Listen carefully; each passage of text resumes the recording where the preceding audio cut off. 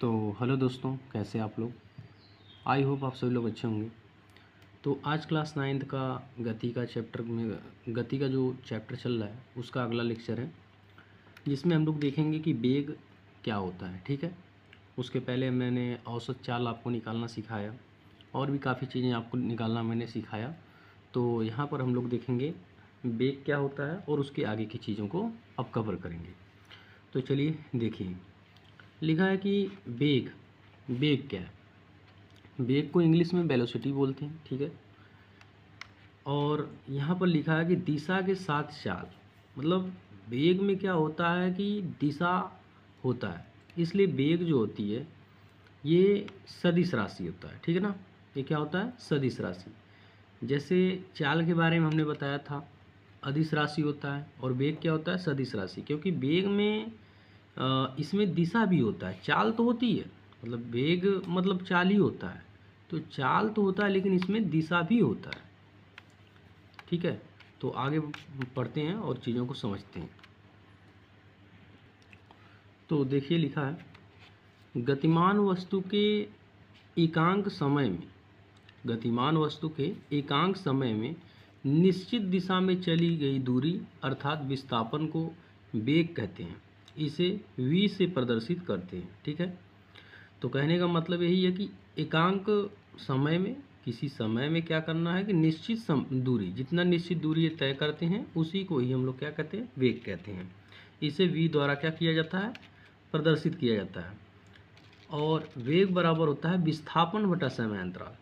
तो यहाँ वेग बराबर विस्थापन में ध्यान दीजिएगा। विस्थापन के बारे में मैंने पहले भी बता रखा है, तो उसको आप लोग पिछले वीडियो से समझ सकते हैं। विस्थापन क्या होता है और दूरी क्या होता है, उसमें मैंने अलग से बताया हुआ है। ठीक है, तो चलिए आगे बढ़ते हैं।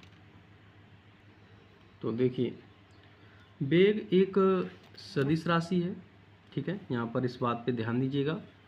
इसका मात्रक मीटर प्रति सेकंड होता है। जो चाल का मात्रक होता है वही इसका भी होता है, वेग का भी। ठीक है ना, चाल का मात्रक भी मीटर प्रति सेकंड होता है और वेग का भी। अब हम लोग समझेंगे कि वेग कई प्रकार का होता है। जैसे चाल आपने कई प्रकार के देखे, उसी तरीके से वेग भी कई प्रकार के होते हैं। जैसे यहाँ पर लिखा है एक समान वेग या अचर वेग, इसको इंग्लिश में बोलेंगे यूनिफॉर्म वेलोसिटी और कांस्टेंट वेलोसिटी। ठीक है, समझते हैं इसको। जैसे एक समान चाल था उसी तरीके से एक समान वेग भी है।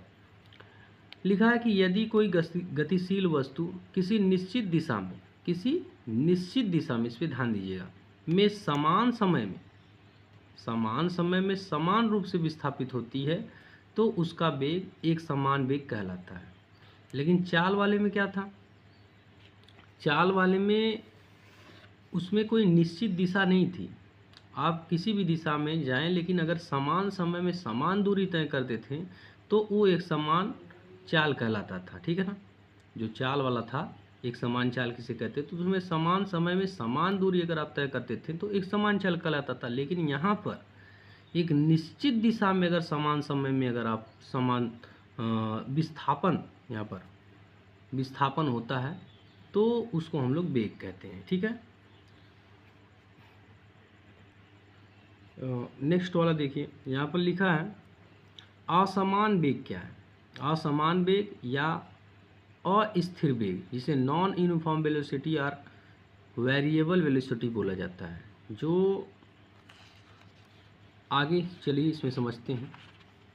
लिखा है यदि कोई गतिशील वस्तु किसी निश्चित दिशा में समान समय अंतरालों में असमान रूप से विस्थापित होती है, बस यही आपको ध्यान देना है। निश्चित दिशा में समान समय अंतरालों में असमान रूप से जब विस्थापित होगा तो उस वस्तु का वेग को हम लोग क्या कहेंगे, असमान वेग कहलाता है। वो जो वस्तु होगी वो असमान वेग से क्या करेगी, गति कर रही होगी। ये चीज़ें हम लोग समझेंगे। ठीक है ना, आगे लिखा है औसत वेग क्या है। औसत वेग जैसे औसत चाल था, ठीक है, बिल्कुल उसी तरीके से ये भी है। इसमें बस आपको डायरेक्शन मतलब मिल जाता है, एक दिशा में फ्लो करना चाहिए कोई चीज़। जैसे चाल में क्या था कि कोई दिशा फिक्स नहीं थी, लेकिन यहाँ पर दिशा फिक्स रहता है। ठीक है, एक निश्चित दिशा में ही ये विस्थापित होना चाहिए। समझिए यहाँ पर किसी गतिमान वस्तु के कुल विस्थापन को समयांतराल से ना विभाजित करने पर, समांतराल से ना नहीं, यहाँ पर ये समांतराल से विभाजित करने पर औसत वेग प्राप्त होता है। तो ये चीज़ें तो आप पहले भी जानते हैं कि किसी भी क्या होता है कि दूरी को क्या किया जाता था, उसमें चाल वाले में जब दूरी को समय अंतरालों से क्या किया जाता था, विभाजित किया जाता, तो औसत चाल मिलता था। यहाँ औसत वेग में क्या होगा कि निश्चित जो दूरी आप तय किए रहेंगे, जो विस्थापन आपके मतलब हुआ रहेगा, उस विस्थापन को कवर करने में जितना टाइम लगा होगा उसको अगर टी से टाइम से अगर आप मतलब विभाजित करेंगे तो आपका औसत वेग मिल जाएगा। तो औसत वेग बराबर क्या होता है, कुल विस्थापन बटा कुल समय अंतराल। कुल विस्थापन बटा कुल क्या होगा, समय अंतराल हो जाएगा। ठीक है, इसको और समझते हैं आगे। औसत वेग, ठीक है, औसत वेग निकालने के और भी फार्मूले हैं यहाँ पर। औसत वेग बराबर प्रारंभिक वेग प्लस अंतिम वेग अपान कुल समय, ये भी आप फार्मूला लगा सकते हैं। तो u plus v by two, u plus v by two, इसका यूज कर सकते हैं। अभी हम लोग क्वेश्चन जब सॉल्व करेंगे तो वहाँ पर चीज़ों को समझ लेंगे। ठीक है, चलिए अब देखिए यहाँ पर तात्क्षणिक वेग क्या है। तात्क्षणिक वेग, वही तात्क्षणिक वेग मतलब कुछ ही समय के लिए, मतलब जो देखिए यहाँ पर किसी निश्चित गतिमान पिंड का किसी निश्चित क्षण पर वेग तात्कालिक वेग कहलाता है। किसी निश्चित क्षण पर थोड़ा सा समय के लिए जो यहाँ पर सब आ जा रहे हैं, यहाँ पर हटाते हैं। हाँ देखिए, किसी निश्चित क्षण पर जो विस्थापन हुआ रहता है उसी को तात्क्षणिक वेग कहते हैं। ठीक है ना। आगे देखिए, किसी क्षण पर अत्यंत सूक्ष्म समय अंतरालों में, अत्यंत सूक्ष्म थोड़ा सा जो टाइमिंग में मतलब जो विस्थापन हुआ हो रहेगा उसी को हम लोग तात्क्षणिक वेग कहते हैं। समयांतरालों में वस्तु द्वारा तय किए गए अत्यंत सूक्ष्म विस्थापन, विस्थापन भी थोड़ा सा हुआ रहे, ज़्यादा नहीं, तथा अत्यंत अल्प समय अंतराल के अनुपात को वस्तु का तात्कालिक वेग कहते हैं। तो तात्कालिक वेग बराबर क्या होता है, del s by del t, यानी अल्प मतलब सूक्ष्म विस्थापन बटा जो थोड़ा सा समय उसमें लगा रहेगा विस्थापन होने में, वो दोनों को विभाजित करेंगे तो क्या मिलेगा, तात्कालिक वेग आपको मिल जाएगा। ठीक है, आगे बढ़ते हैं। आपको ये दिख रहा होगा। ठीक है, चलिए इसको देख लेते हैं। सापेक्ष और यहाँ पर तथा निरपेक्ष वेग क्या है। जब दो वस्तुएं एक ही समय पर, ठीक है जरा समझिएगा, हाँ, जब दो वस्तुएं एक ही समय पर, ध्यान दीजिएगा इस पे, भिन्न भिन्न वेग से गतिमान होती हैं, एक ही समय पर भिन्न भिन्न वेग से गतिमान होती है, कोई 10 किलोमीटर पर आवर से चलती है तो कोई मान लीजिए 30 किलोमीटर पर आवर से चलती है, दो वस्तुएं, ठीक है ना। तो एक वस्तु के सापेक्ष दूसरी वस्तु का वेग सापेक्ष वेग कहलाता है। तो एक जो वस्तु चल रही है और दूसरी जो वस्तु चल रही है, तो उन दोनों के साथ मतलब एक दूसरे के सापेक्ष क्या है, सापेक्ष वेग कहलाता है। यदि दोनों वस्तुओं में से एक वस्तु स्थिर रहती तथा दूसरी वस्तु गतिमान है तो दूसरी वस्तु का वेग निरपेक्ष वेग कहलाता है। कहने का मतलब यदि दोनों वस्तुओं में से एक वस्तु क्या है, स्थिर है, रुकी हुई है, तथा दूसरी वस्तु क्या है, गतिमान है, दूसरी वस्तु चल रही है, तो दूसरी वस्तु का जो वेग होगा वो निरपेक्ष वेग कहलाता है। जो दूसरी वस्तु चल रही है वो पहली वस्तु उसको क्या कहेगी, पहली वस्तु के सापेक्ष वो क्या होगा, निरपेक्ष वेग कहलाएगा। यही आपको समझना है, बस इतना ही। तो सापेक्ष तथा निरपेक्ष वेग क्या है, सापेक्ष वेग क्या है कि जब दोनों वस्तु गतिमान रहेंगे, ठीक है, यहाँ पर जब दो वस्तुएं एक ही समय पर भिन्न भिन्न वेग से गतिमान होते हैं तो वो एक दूसरे के सापेक्ष वेग कहलाते हैं, दोनों वस्तुएं जब गतिमान होती हैं तो। लेकिन जब एक स्थिर होगा और एक गतिमान होगा तो जो स्थिर रहता है वो जो गतिमान रहता है उसके सापेक्ष क्या होता है, उसको निरपेक्ष वेग कहते हैं। जो गतिमान रहता है उसको निरपेक्ष वेग कहता है वो गतिमान वाले को। बस इतना ही इसमें समझना है। तो चलिए आगे बढ़ते हैं। तो यहाँ पर देखिए एक क्वेश्चन लिखा है, एक कार का वेग 2 सेकंड में 100 मीटर प्रति सेकंड से 40 मीटर प्रति सेकंड हो जाता है। कार का औसत वेग ज्ञात कीजिए। तो औसत वेग ज्ञात करना है तो क्या करना पड़ेगा, पहले सारी चीज़ें लिख लीजिए यहाँ पर, ठीक है। मैंने इसे समझाया था पहले कि पहले जो चीज़ें दी होती हैं उसको लिख लेते हैं, ठीक है। आपको दिख रहा होगा क्वेश्चन। तो एक कार का औसत वेग 2 सेकंड में 100 मीटर प्रति सेकंड से 40 मीटर प्रति सेकंड हो जाता है। कार का औसत वेग ज्ञात कीजिए। एक कार का वेग है, औसत वेग नहीं, सॉरी। तो कार का जो वेग है, टाइमिंग कितना लग रहा है, t1 बराबर 2 सेकंड, ठीक है। 2 सेकंड में वो 100 मीटर कवर कर रहा है, 100 मीटर प्रति सेकंड से। यहाँ पर एक चाल दे रखा है, मीटर प्रति सेकंड है तो ये चाल दे रखा है। 100 मीटर प्रति सेकंड से यहाँ पर लिख देंगे 100 मीटर प्रति सेकंड, ठीक है। 2 सेकंड में 100 मीटर प्रति सेकंड की चाल से वो मतलब चल रहा था। तो यहाँ पर 100 मीटर प्रति सेकंड से वो 2 सेकंड में कितना डिस्टेंस कवर करेगा उसे अभी हम लोग निकाल लेते हैं। क्या होता है आपका फार्मूला, वेग बराबर विस्थापन बटा समय अंतराल। तो समय लिख देते हैं, ठीक है। तो यहाँ पर वेग आपको दे रखा है 100 मीटर प्रति सेकंड, तो यहाँ रख दीजिएगा 100। दिख रहा है कि नहीं आपको, थोड़ा सा देख लेते हैं, हाँ दिख रहा है। तो 100 लिख देंगे यहाँ पर, बराबर विस्थापन आपको निकालना है तो इसको S1 से हम डिनोट कर देते हैं, ठीक है, बाई समय आपका 2 सेकंड है। अब इन दोनों का देखिए ऐसे मल्टीप्लाई हो जाएगा तो 200, ठीक है, 200 मीटर आएगा। क्या आएगा, क्योंकि यहाँ मीटर प्रति सेकंड में है और इस सेकंड में, तो मीटर में ही आपका आंसर आने वाला है, तो मीटर। तो यहाँ पर आपका जो पहला डिस्टेंस आया है कि 100 मीटर प्रति सेकंड से 2 सेकंड में 200 मीटर क्या किया, कवर किया है। और अगली जो आपकी डिटेल्स दे रखी है उसको भी लिखते हैं यहाँ पर, ठीक है। और यहाँ पर लिखा है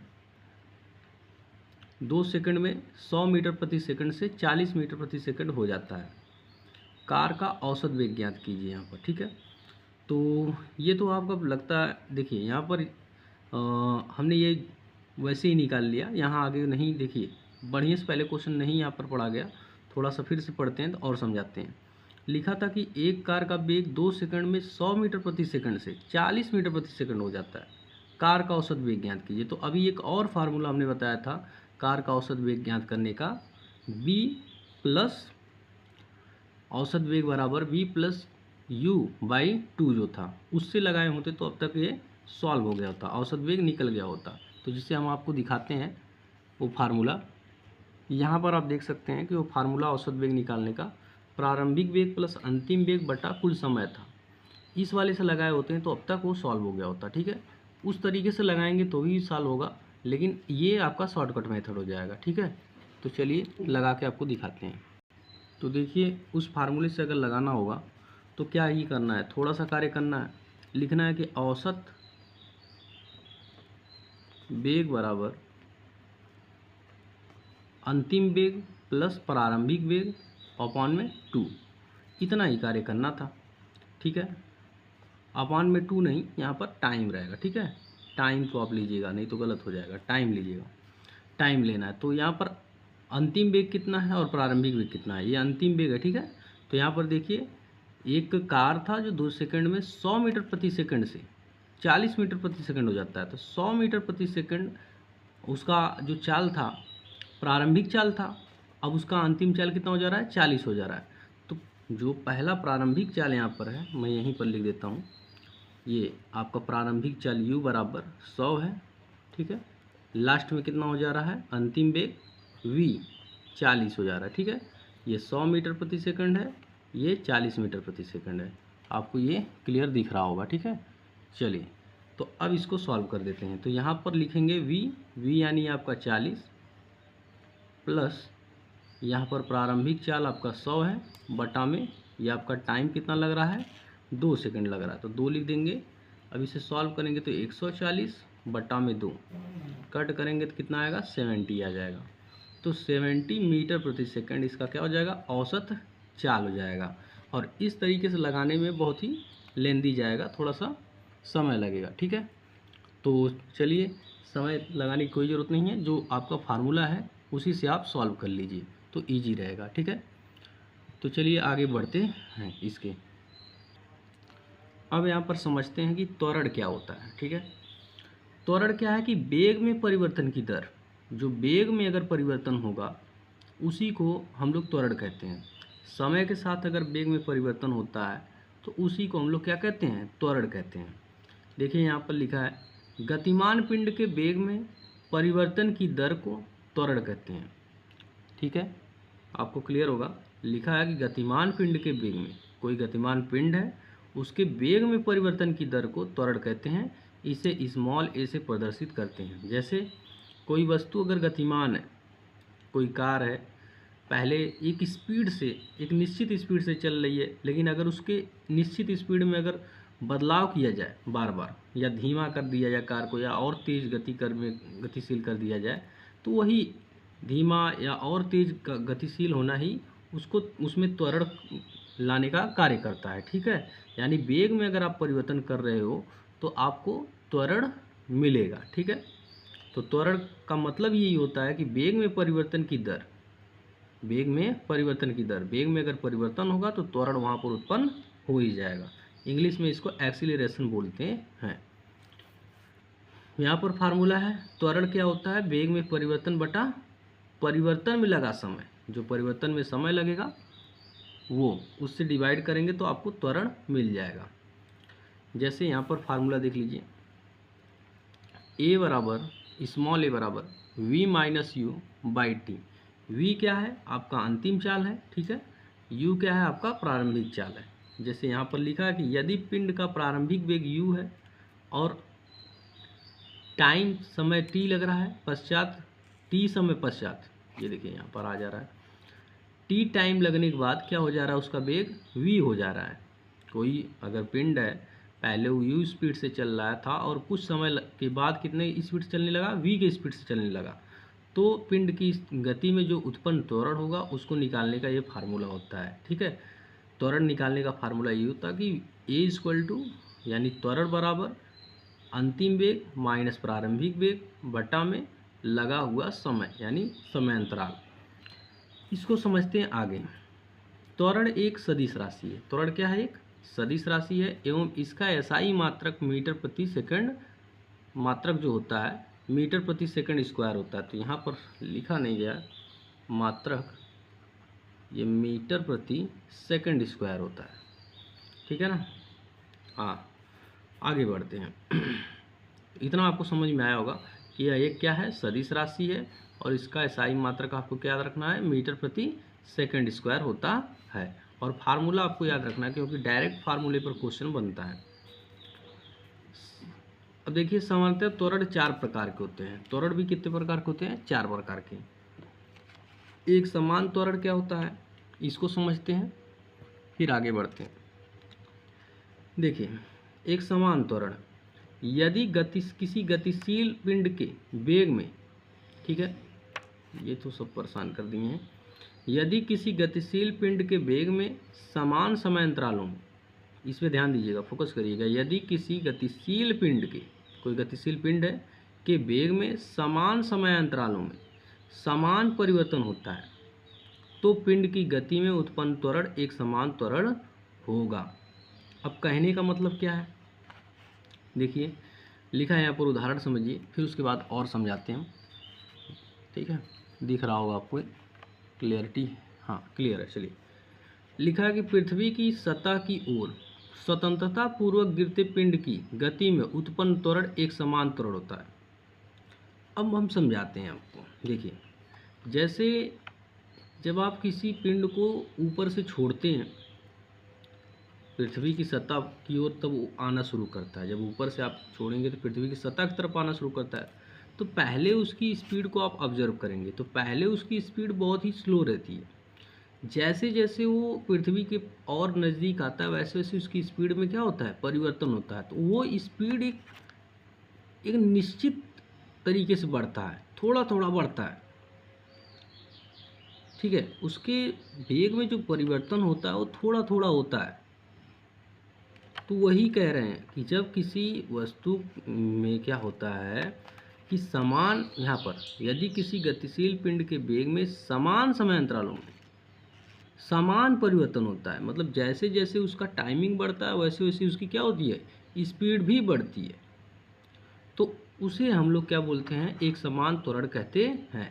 आपको अब याद रखना है कि कोई वस्तु अगर आसमान से अगर पृथ्वी की तरफ आ रही है तो उसमें क्या होगा, एक समान त्वरण लग रहा होगा, ठीक है। या किसी वस्तु को आप आसमान की तरफ फेंक रहे हैं, किसी वस्तु को आप आसमान की तरफ या तो फेंक रहे हों तो भी उसमें एक समान त्वरण लग रहा होगा, क्योंकि जब आप पहले फेंकेंगे तो एक स्पीड, बहुत ही स्पीड, तेज़ी वाली स्पीड होगी, ठीक है।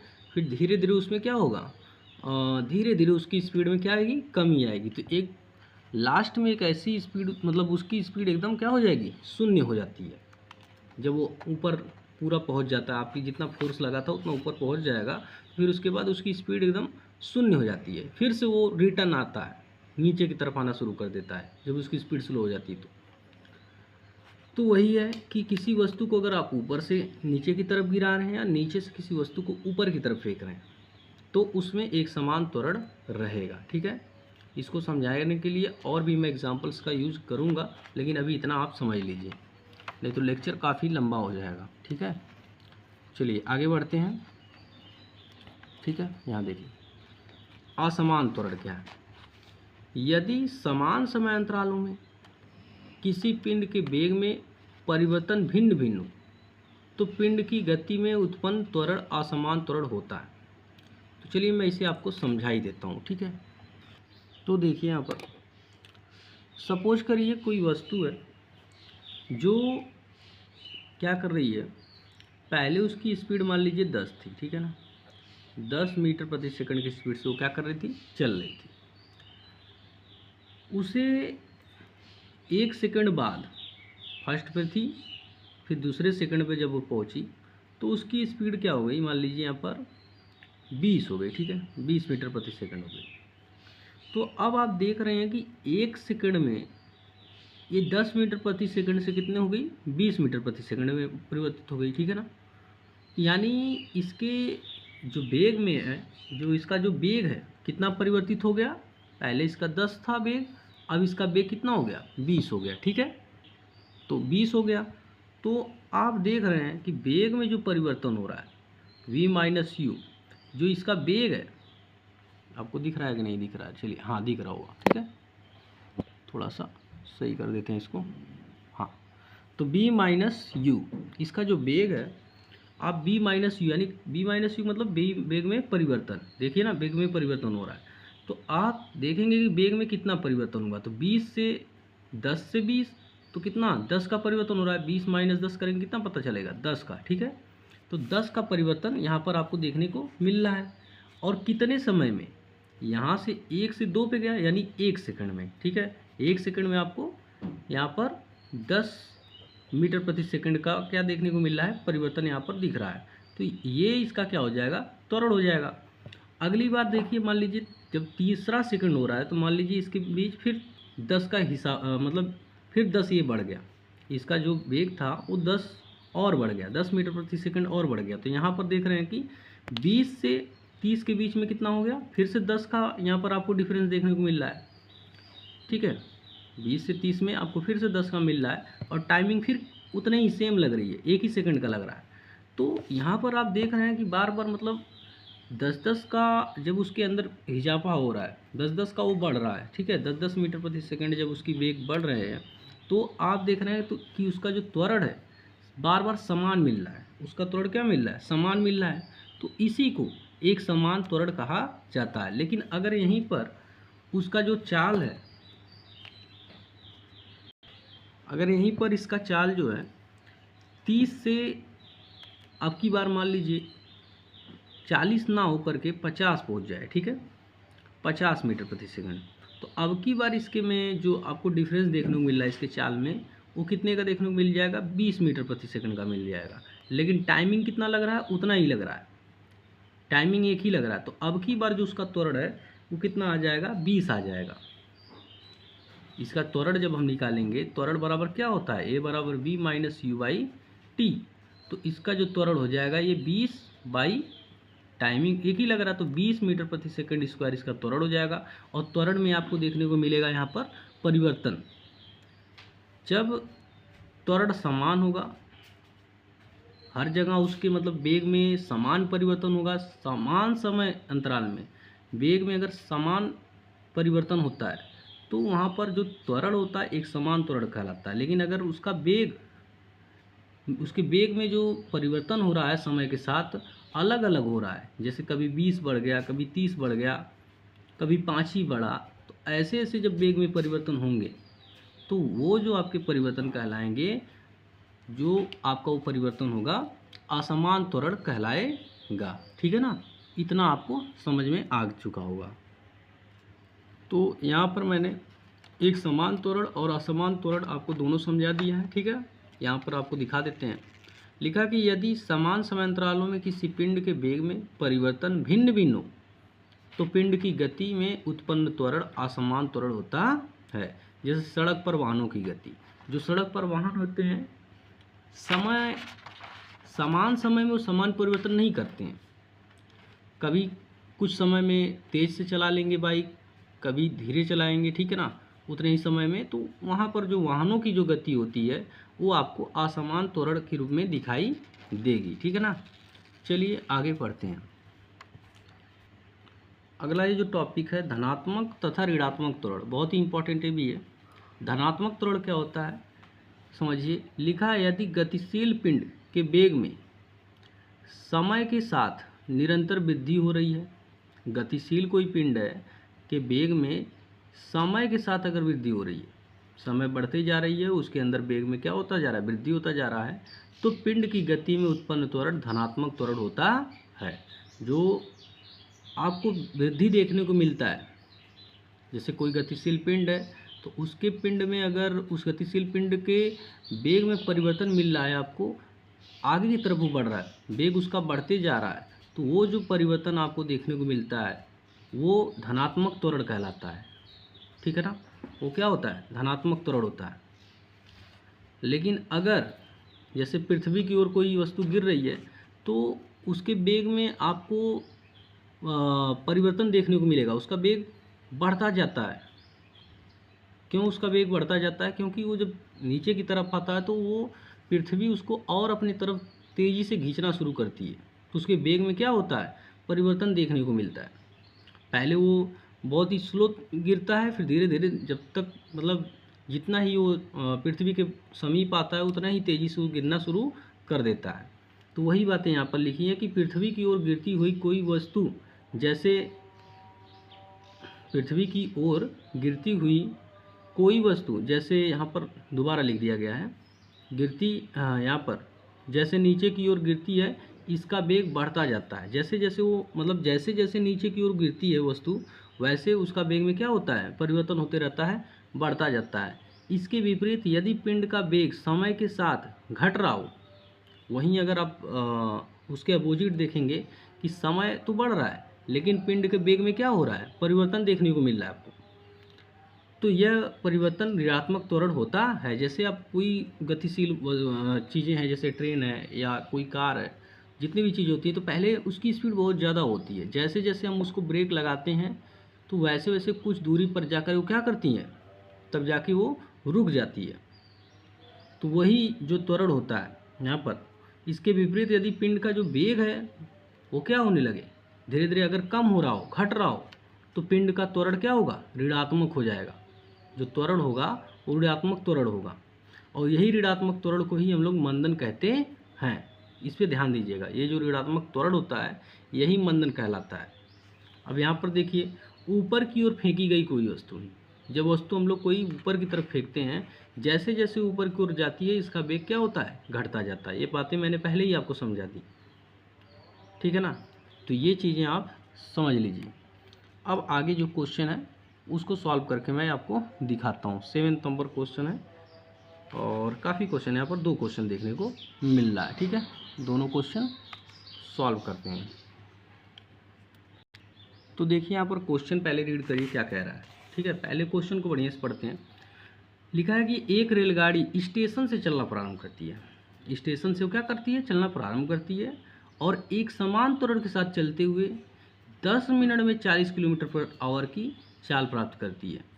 इसका त्वरण ज्ञात कीजिए। तो त्वरण ज्ञात करना है, तो यानी त्वरण आपको जब ज्ञात करना होगा तो फार्मूला क्या होता है, वेग में परिवर्तन बटा समय होता है। पहले आप ये लिखेंगे, जो चीज़ें आपको ज्ञात करना है पहले उसका फार्मूला आपको पता होना चाहिए। अब चीज़ों को देखिए कि आपको क्वेश्चन में क्या क्या चीज़ें दे रखी हैं, ठीक है। अब क्वेश्चन में आप देख रहे हैं, यहाँ पर मैं थोड़ा सा इसको ऊपर करता हूँ, हाँ अब आपको दिख रहा होगा, ठीक है।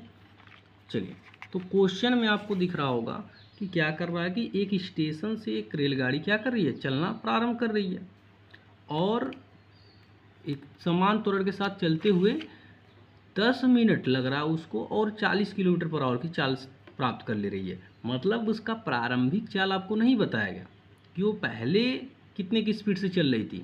तो आपको पता है कि ट्रेन क्या है कि पहले क्या रहती है, स्टेशन पर खड़ी रहती है। तो उसका जो प्रारंभिक चाल होगा यानी जो यू होगा, जब वो खड़ी है तो उसकी चाल क्या रहती है, जीरो रहेगी, क्योंकि खड़ी है, चली नहीं रही होगी। तो उसकी प्रारंभिक चाल जीरो होगी, यानी जीरो। यहाँ पर हम लोग किलोमीटर में दे रखा, तो ये भी रख लेते हैं किलोमीटर पर आवर की स्पीड से, मतलब प्रारंभिक चाल रही होगी उसकी। जो अंतिम चाल है आपको दे रखा है यहाँ पर, अंतिम चाल 10 मिनट में कितना प्राप्त कर ले रही है, 40 किलोमीटर पर आवर प्राप्त कर ले रही है। इतनी की स्पीड से वो चलना शुरू कर दे रही है। और कितना टाइम लग रहा है उसको, टाइमिंग भी आपको यहाँ पर दे रखा है 10 मिनट। अब आप ध्यान दीजिएगा यहाँ पर, अब आपको त्वरण निकालना है। तो त्वरण निकालना है तो क्या करना होगा कि यूनिट्स जो यहाँ पर जो आपको मात्रक होने से ही करना होगा।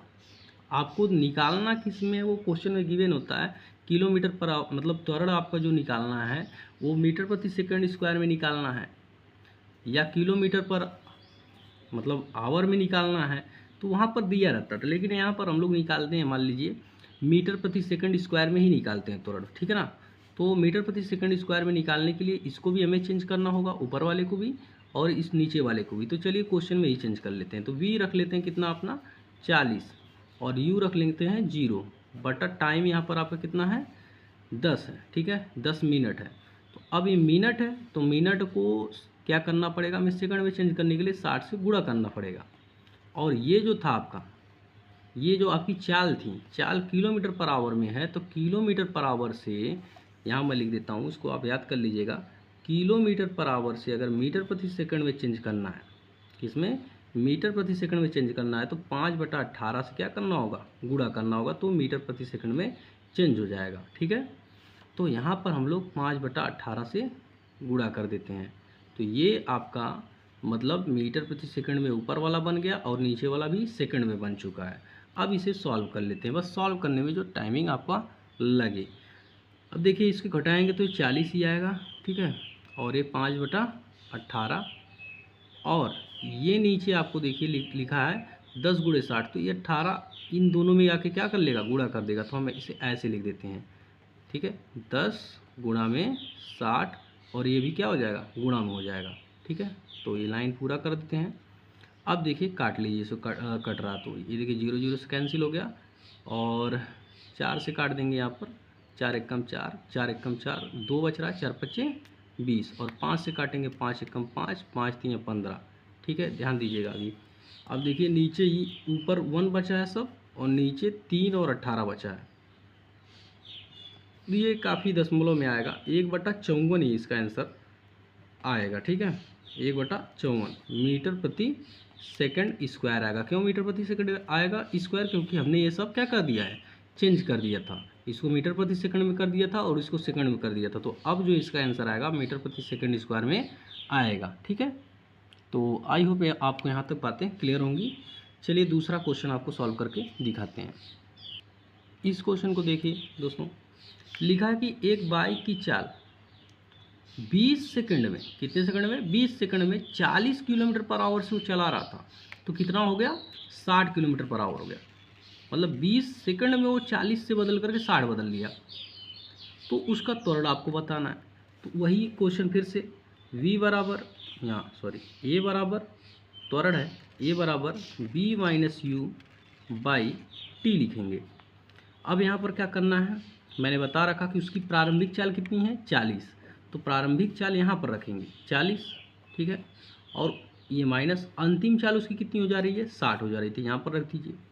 अब देखिए यहाँ पर किलोमीटर पर आवर में है, ये भी किलोमीटर पर आवर में है, ध्यान दीजिएगा दोनों पे, दोनों किलोमीटर पर आवर में है, और ये आपका टाइमिंग नीचे का कितना है, सेकंड में है, ठीक है।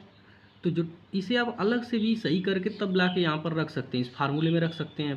पहले आप क्या कर लीजिए, इनको अलग से कहीं इनका मतलब ऐसे लिख करके कि प्रारंभिक चाल आपकी कितनी है, u बराबर लिख करके कि 40 किलोमीटर पर आवर था, ठीक है, किलोमीटर पर आवर।